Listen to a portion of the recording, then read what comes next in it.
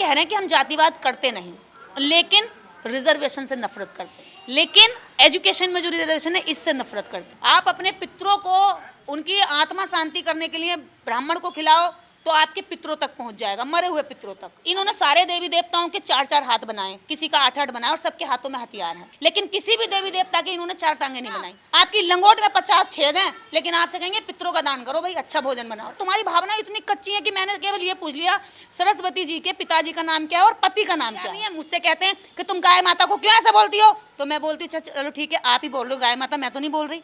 तो ये बताओ गाय का पति क्या हुआ। नमस्कार, मैं इस वक्त मौजूद हूँ दिल्ली के अंबेडकर भवन पर और मेरे साथ खास मेहमान हैं। आपने इनकी वीडियो पिछले दिनों काफ़ी वायरल होती हुई देखी होंगी कि तिलक पर एक पंडित जी को सलाह दे रही थी और पंडित जी बता रहे थे कि तिलक जो है वो साइंटिफिक है और कंसंट्रेशन में बड़ा मदद करता है।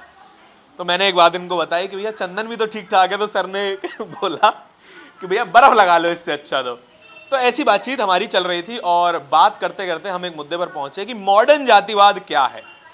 तो इसी मुद्दे के अराउंड मैं सारे सवाल आज मैम से करूंगा। निर्देश जी, बहुत बहुत स्वागत है आपका नेशनल दस्तक पे। हम समानता की बात संविधान बनने के 75वें साल में कर रहे हैं। शायद ये हमारी विफलता है कि संविधान के बनने के 75 साल बाद तक भी हम समानता इस देश में ढूंढ रहे हैं।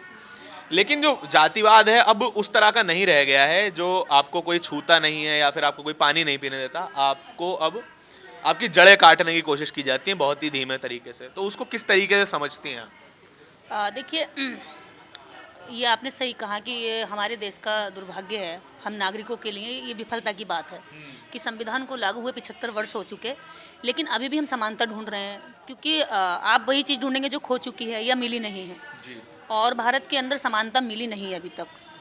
खोना तो दूर की चीज़ है, खोई तो वो चीज़ होती है जो मिल चुकी है और फिर खो गई है, जिसको हम अपना कह सकते हैं। इस देश के अंदर करोड़ों लोगों की भी समानता मिली नहीं है जिसको वो अपना कभी कह नहीं पाए। और वो चीज़ें जो उस तरह से होती थी वो अब उसका इस तरह से पलट दिया है कि भाई देखो हम तो तुमसे जातिवाद नहीं करते, तुम्हारी कुर्सी हमारे बगल में बैठी, हमने कभी तुमसे पूछी तुम्हारी जाति? तुम हमारे साथ खाते हो, तुम हमारे साथ बैठते हो, हमारे ऑफिस में हमारे कुलीग हो, लेकिन हमने कभी पूछी? हम तो कभी भी तुमसे वो नहीं करते, घृणा नहीं करते, कभी नफरत नहीं करते। 4 दलित मेरे घर पे काम कर रहे हैं, मैं उनसे कभी नीच नहीं कहता, कभी अछूत नहीं कहता, लेकिन मेरे यहाँ काम कर रहे हैं। मतलब आपने एक व्यक्ति को एक अलग पहचान दी हुई है और फिर कह रहे हैं कि हम जातिवाद नहीं करते। आप ये भी कह रहे हैं कि हम उसको खाना खाते हैं उसके साथ। खाना तो लोग कुत्ते के साथ खा लेते हैं आजकल देखिए हर तरह के जानवर लोग घर में पाल रहे हैं, बिल्ली पाल रहे हैं, डॉगी पाल रहे हैं। मेरा डॉगी मेरे घर में मुझे प्यार करता है, मुझे चाटता घर में। मतलब हर किसी के घर में आज एक जानवर पल रहा है और प्यार कर रहा है, तो क्या वो उसका हक हो गया? मतलब वो क्या कह रहे हैं कि हम जातिवाद करते नहीं, लेकिन रिजर्वेशन से नफरत करते हैं।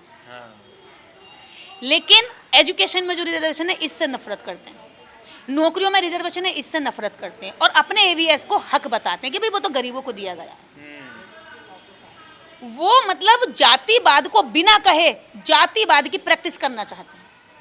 अच्छा, साइलेंट रहें पर हम पंडित बने रहें, आप कुछ और बने रहें। बिल्कुल। क्योंकि वो सदियों से उसके पापा दादा चाचा मामा जो भी रहे उसके ऊपर से वो चले आए, हमेशा उन्होंने ऊपर रहा। तो अब वो जो उन्होंने ऊपर वाली बात कही ना कि बेटा ये मैंने इसलिए खाया क्योंकि मैंने इनको दबाया, अब तुम्हें भी तभी खाने मिलेगा जब तुम इनको दबाओगे। तो क्या हुआ, उसकी कंडीशनिंग वैसे हो गई। अब वो कहेगा बेटा तू मारना नहीं, देख ऐसे नहीं करना, तू इसको कभी भी हाथ मत उठाना, लेकिन तू इसका दिमाग जरूर भ्रम कर देना। वो क्या करता है, दिमाग से भ्रमित करेगा। ब्राह्मण कभी आपको आगे बढ़ने की टेक्निक नहीं सुनाएगा, ना सिखाएगा। वो सिखाएगा कि आप ब्राह्मण को दान करो, आपके कल्याण होगा।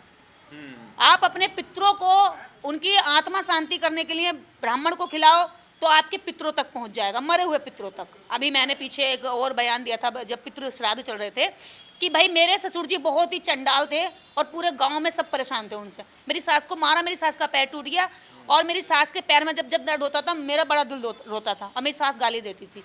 तो मेरे को मन करता था उस समय कि इस आदमी को जहर दे दूं, लेकिन वो मर गए कैंसर से। पर मैं वो तब नहीं दे पाई, मैं वो जहर अपने ससुर जी को अब खिलाना चाहती हूँ, और 101 प्रकांड ब्राह्मण मुझे चाहिए इस मेरे अधूरे काम को पूरा करने के लिए। और मैंने ये वीडियो लगभग कई लाख लोगों ने देखी, कोई ब्राह्मण नहीं आया कि ये जहर मेरा अब ये वापस बताइए एफआईआर कितनी हुई इस पे, इसके बाद आप? एक भी नहीं हुई। क्यों? हाँ। क्योंकि वो जहर खा के साबित ही नहीं कर सकते थे। अच्छा, मैंने तो कहा भी आप मेरा जहर खा लीजिए और ये जहर मेरे ससुर जी तक पहुंचाना है, बस मुझे एक काम चाहिए और मैं तो जीवन भर आपके पैरों में लौटे रहूंगी। और अच्छा। सबसे कहूंगी इनके इस बात बहुत शक्तियां हैं हाँ। और इनके मंत्रों में बहुत ताकत है। लेकिन ना तो कोई ब्राह्मण आया, ना कोई बहस करने आया, ना कोई बात करने आया। हाँ। दूसरी चीज ये बात नहीं करते, ये चर्चा नहीं करते, ये सीधे क्या आते हैं, माँ बहन की गाली पर आते हैं। और अगर आप खुद महिला हैं तो आपके साथ दुष्कर्म मतलब 376 करने के लिए उतारू बात करते हैं। रेप थ्रेट्स देंगे, हाँ ये बस सब बस। देंगे, हाँ। तो मैं वही इन लोगों से हमने कहा भी आपके भाषा में चरित्र कोई शरीर रखा होगा आपने, लेकिन मेरी परिभाषा में चरित्र कोई शरीर नहीं है। हाँ। चरित्र उसका विचार है, हाँ। उसकी सोच है, उसके कर्म है, और मैं वो अपने पर भी लागू करती हूँ। मैं किसी महिला के चरित्र का आकलन उसके शरीर से नहीं करती कि उसकी शारीरिक बनावट कैसी है या पुरुष की शारीरिक ढांचा कैसा है, मैं उसके कर्म और वचन से करती हूँ। तो आप मेरे शरीर पर किसी तरह की भी अभद्र टिप्पणी कर सकते हो, नो प्रॉब्लम, मुझे तो दिक्कत नहीं होगी। मेरी भावना इतनी स्ट्रॉन्ग है और तुम्हारी भावना इतनी कच्ची है कि मैंने केवल ये पूछ लिया सरस्वती जी के पिताजी का नाम क्या है और पति का नाम क्या है। भाई तुम मुझसे 100 बार पूछो पिता का और पति का नाम, मैं बता दूंगी। हाँ। हैं मेरे से आप मेरी डिग्री पूछो, मैं 100 बार बता दूंगी कि मैंने लॉ किया, मैं एडवोकेट हूँ। लेकिन अगर मैंने जैसे ही पूछ लिया सरस्वती जी अगर शिक्षा की देवी हैं हाँ। और शिक्षा के क्षेत्र में उन्होंने कार्य किए हैं और सभी विश्वविद्यालयों तक पे भी, छोटे स्कूलों से लेकर विश्वविद्यालयों तक उनकी तस्वीरें होती हर हैं, जगह मूर्ति होती है, तस्वीर है ना। होती है, हाँ। एक प्रोफेसर की भी भर्ती अगर होगी तो उसकी योग्यता आंकी जाती है। हाँ। अगर आप एक प्राइमरी टीचर को भी लेते हैं तो उसकी योग्यता के आधार पर सीट देते हैं। हाँ। लेकिन सरस्वती की क्या योग्यता थी जो पूरे स्कूल पर उनका कब्जा है, पूरे विश्वविद्यालयों पर उनका कब्जा है, पूरे शिक्षा के क्षेत्र जो भारत जो शिक्षा का विभाग है, आपने जैसे शिक्षा मंत्री बना दी एक 10वीं फेल, वैसे ही आपने एक शिक्षा की देवी बना दी जिसकी शिक्षा का कुछ पता ही नहीं है। कौन सी 10वीं फेल थे? वो तो आप सभी जानते हैं, फिर केस करवाओगे कि भैया? हाँ। तो कितने केस कराओगे, बहुत हो चुके हैं तो नहीं केस तो नहीं होगा इसका। देखिए इनकी भावनाएं बड़ी कच्ची हैं, मतलब हाँ। पेड़ के पत्ते पे कोई बूंद गिरी होती है ना, बारिश पड़ रही है, हाँ। थोड़ा सा हिलाएंगे टक टक टक टक नीचे गिर जाएंगी सारी, तो झरने की ऐसे बह जाती हैं। अच्छा। और जैसे रेत होती है फूंक मारो उड़ जाएंगी, वैसे इनकी भावनाएं होती हैं, बड़ी हल्की कच्ची एकदम। उस सिस्टम से आप क्या कहना चाहती हैं जो आपको सवाल पूछने को नहीं अलाउ करता है कि आप किसी चीज़ से डिसएग्री करते हैं? मान लीजिए हम दोनों किसी एक बात पर डिसएग्री हो सकते हैं, और ये अच्छी बात है कि बाबा साहब ने हमें अधिकार दिया कि हम डिसएग्री होने के बाद भी साथ बैठ के बात कर सकते हैं। तो ये पूरी सिस्टम पे क्या विचार हैं आपके कि जो सवाल को ही जो है वो लेजिटिमेट नहीं कहता, कि सवाल ही पूछना गलत है? सवाल ना पूछना ये जानवर की पहचान होती है। अच्छा। आप जानवर को एक लठ मारो, हाँ। इधर उधर हिलेगा ठीक हो जाएगा, दो मारो इधर उधर हिलेगा ठीक हो जाएगा, लेकिन वो सवाल नहीं करेगा। हाँ। तो ये देश को जानवर बनाने की प्रैक्टिस कर रहा है। अरे इंसान ने विकसित होने के लिए सदियां गुजार दी, कितने साल दर साल विकसित हुआ है, तब जाकर इतना हुआ कि वो सवाल कर पाए। साइंस को प्रैक्टिस किया उसने, तो साइंस लेकर आया है। और वो आप कह रहे हैं कि आप मानवीय गुण मार दो। आपसे मेरी सहमति हो सकती है और आपसे मेरी असहमति भी हो सकती है, आप चर्चा करिए, हो सकता है चर्चा करने से आपकी मेरी बात मिलकर कोई तीसरी बात नहीं निकल आए और जो आपके मेरे और मेरे बच्चों के भी काम आए, आपके बच्चों के भी काम हो। इंसानियत को तो पहला गुण यही मानती हूँ मैं। लेकिन अगर आप कहते हैं कि नहीं पूछेगी नहीं, तो इसका मतलब यह है कि आप एक तरह से एक आतंकवादी हैं, खुद बोलना चाहते हैं और दूसरों को चुप रखना चाहते हैं। खुद आप जो है सभी मंत्रों का उच्चारण करके पूरे देश के लोगों को कहते हैं कि हम ताकतवर हैं, हम शक्तिशाली हैं, क्योंकि हमारे पास मंत्र उच्चारण है। लेकिन उन मंत्र उच्चारणों से आपने एक बार भी न देश को गुलाम होने से बचाया, न एक भी महिला का बलात्कार होने से बचाया, न एक भी आदमी को रोजगार दिलवाया, न एक भी आदमी की रसोई में तेल सस्ता करवाया। रोजगार मिला, पंडित जी को रोजगार मिला मंदिरों में, देखिए मैं बताऊंगा आपको। देखिए उनको, पंडित जी को रोजगार तो मिल रहा है। उनको तो रोजगार मरने पे भी मिल जाता है। मान लो आपके घर कोई मर गया तो वो कहेंगे 13वीं करो, तो वो 13वीं पे खाने आ जाएंगे। वो तो आपके मरने, आपके चिथड़े भी उड़ जाएंगे ना, आपकी लंगोट में 50 छेद हैं, लेकिन आपसे कहेंगे पितरों का दान करो भाई, अच्छा भोजन बनाओ। अगर आपके बनियान में 50-36 छेद हो गए, लेकिन वो कहेगा कि नहीं जी आपको ये वाले दर्शन करने जाने और आपके कल्याण हो जाएगा, आपका कष्ट कट जाएंगे। वो बेचारा जाएगा, उसका और बनियान फट जाएगा, लेकिन उसको मिलेगा कुछ नहीं, जो उसकी जेब का होगा वो और खर्च करा देगा। उसके बच्चे की फीस भरने की बजाय वो कभी सलाह नहीं देगा कि आप अपने बच्चों को पढ़ाए। कभी आपने ब्राह्मण को ये कहते नहीं देखा अपनी कथाओं में, कभी किसी कथावाचक को ये कहते नहीं देखा कि अपने बच्चे को पढ़ाओ। कभी वो ये कहते नहीं देखा कि अपनी महिलाओं को आप शिक्षित बनाओ। क्योंकि वो अगर शिक्षित हो गई तो वो उनके साथ सवाल करेंगी, और सवाल करेंगी तो वहाँ जो वो प्रैक्टिस करते हैं 376 धारा की, और चुपचाप वो वहीं पर शांत हो जाती है, बाहर तक नहीं आती घटनाएं, वो घटनाएं बाहर आने लग जाएंगी। तो इसलिए वो गुलाम बनाए रखना बहुत चाहते हैं। गंभीर आरोप लगा रही हैं। मैं गंभीर नहीं है, ये सच्चाई है यहाँ की सच्चाई। कितने बाबा जेलों में भरे पड़े हैं, कितने बाबाओं ने मेरे खिलाफ काम किया है, अभी मेरे खिलाफ और भी कई। एक लड़का है वो कह रहा मैं जो है ब्राह्मण का पुत्र हूँ, तू जानती नहीं है ब्राह्मण ने 21 बार क्षत्रिय विहीन की है धरती, और क्षत्रियों के काट डाले गले, और प्रेग्नेंट औरतों के पेट में से बच्चा निकाल के बच्चे काटे हैं। तू है क्या चीज? सा डोट और डोट गाली, मादर गाली, बहन गाली, ऐसी गालियां दे रहा है वो। मैंने कहा भाई तुम तो क्या, तुम्हारे बाप दादा मंत्र देते थे, तुम गालियां दे रहे हो क्या? मंत्र उच्चारण का ये पंडित जी का भी तो एवोल्यूशन हो सकता है कि नहीं? अब शायद मंत्र गालियों में बदल गए हो। हाँ, क्योंकि अब एवोल्यूशन भी तो हो सकता है। अब मंत्रों का डर निकल गया ना, तो अब गालियां दे रहे हैं। गालियों का डर निकलेगा, चरित्र की धमकी देंगे, चरित्र का डर निकलेगा तो भगवान नर्क मिलेगा। अब मैंने कहा नर्क का प्लॉट मेरा बुक कर दो भाई, मैं नर्क में चली जाऊंगी, तो उन्होंने कहा कि तुझे जेल भेजेंगे। मतलब सारे जब कुछ सब कुछ फेल हो गया, इनके देवी देवता 33 करोड़, इनका डर स्वर्ग नर्क। हाँ, फिर आ गए इंडियन पैनल कोड पर, फिर आ गए डॉक्टर अम्बेडकर की शरण में, फिर आ गए संविधान की शरण में, और संविधान की शरण में आके कह रहे हैं कि अब तुम पे FIR हो गई है। अब FIR से भी हम नहीं डरे, हमारी जवान की धार वैसे ही है, इनकी तलवार से, इनके हथियारों से भी तेज है। तो कह रहे हैं कि अब तुझे घर में घुस के गोली मारेंगे। अब मतलब खुद आतंकवादी बनने के लिए तैयार हो गए, लेकिन बोलने नहीं देंगे। मारने को उतारूंगा लेकिन बोलने नहीं देंगे। मैं इस देश की बेटी नहीं हूँ, मैं हिंदू की बेटी नहीं हूँ। मेरे सारे सर्टिफिकेट में अभी भी हिंदू लिखा हुआ है। मेरे बाप दादाओं ने हिंदू की प्रैक्टिस की है, मेरे बाप दादाओं ने सारे मंदिरों में जाकर के दान दक्षिणा चढ़ाई है। उन दान दक्षिणाओं पर पढ़ने वाली उनकी औलादें आज मुझे काटने की बात करती हैं। जिन ब्राह्मणों को, जिन पंडितों को मेरे बाप दादाओं ने पाला पोसा, अपना श्रम करके, अपनी मेहनत करके, उनकी औलादें आज बड़ी होकर के कहती कि तेरा बलात्कार करेंगे। इसलिए पोसा था मेरे बाप दादाओं ने, अपने श्रम का 1-1 रुपया जोड़ करके इनके मंदिरों में चढ़ावा चढ़ाया, इनके कहने पर कथाएं कराई, इनके कहने पर व्रत करें, इनके कहने पर होली दिवाली सारे त्योहार मनाए। इसलिए इसका मतलब यह है कि तुम परजीवी हो, तुम हमारे श्रम पर पलना चाहते हो, और अगर हम सवाल भी करें तो तुम हमारा घटनाएं घटने के लिए हमें संकेत देते हो कि ऐसा हो सकता है, चुप हो जा। हर तरह से दबा रहे हैं। मैं अगर एक भक्त के नज़रिए से बात करता हूँ थोड़ा सा ना, कि मान लीजिए मैं एक व्यक्ति हूँ जिसकी भगवान में बहुत ज़्यादा आस्था है, और आपकी जो बातें हैं वो मुझे आहत करती हैं, तो क्या ये ऐसा नहीं है कि आप जानबूझ के मुझे परेशान करना चाहती हैं? एक व्यक्ति ये सोच सकता है शायद।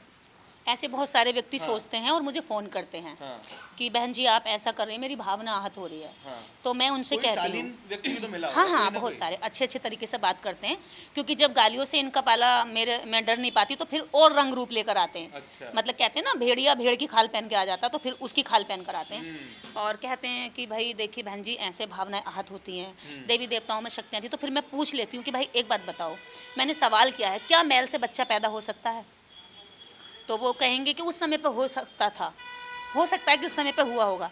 तो मैंने कहा उस समय के लोगों का दिमाग इतना विकसित नहीं हुआ तो मान लिया होगा, लेकिन आज आप और मैं एक जनरेशन के लोग हैं, आज तो सवाल कर सकते हैं, आज तो खोज कर सकते हैं। चलो एक बार हम प्रैक्टिस कर लेते हैं, अगर उस समय पे ऐसा कुछ हुआ था तो एक बार अब प्रैक्टिस कर लेते हैं। आप भी मैल तैयार करो, मैं भी मैल इकट्ठा करती हूँ, देखते हैं कि कोई तो कम से कम आपके ना बने तो मेरे से बन जाए, मेरे ना तो तीसरे से बन जाए। 100 लोगों को रख लेते हैं ऑब्जर्वेशन में कि भैया नहाओगे नहीं 1 महीना, रिसर्च कर लेते हैं, और 1 महीना नहाएंगे नहीं, हम मैल इकट्ठा करेंगे अपने अपने शरीर पर। और जिसके शरीर के मैल से बच्चा बन गया उसको गणेश, भाई मॉडर्न गणेश बन जाएगा। लेकिन क्या अगर ऐसा होगा तभी तो, लेकिन अगर ऐसा नहीं हुआ, ऐसा कैसे हो सकता है भाई? आज क्यों नहीं हो सकता जब उस समय हुआ था?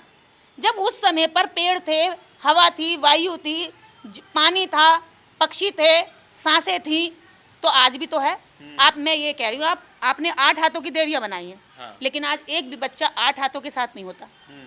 सबके इन्होंने 4 हाथ बताया जाएगा। हाँ 4 हाथ, उसे मतलब विकलांग कहेंगे, और उसे कहीं नौकरी भी नहीं मिलेगी, कहीं स्कूल में भी बच्चे देखकर हंसेंगे, मजा ही कैसा बच्चा है ये। इन्होंने सारे देवी देवताओं के 4-4 हाथ बनाए, किसी का 8-8 बनाया, और सबके हाथों में हथियार है, लेकिन किसी भी देवी देवता के इन्होंने 4 टांगे नहीं बनाई। क्यों? सवाल है मेरा, हो सकता है इस पे भी हो मुकदमा। इस तरफ तो मैंने भी नहीं सोचा था कि 8 हाथ बनाए, लेकिन पैर ज्यादा क्यों नहीं बनाए? टांगे सिर्फ 2 ही क्यों बनाई हैं? क्या चलने में दिक्कत आती है उनको?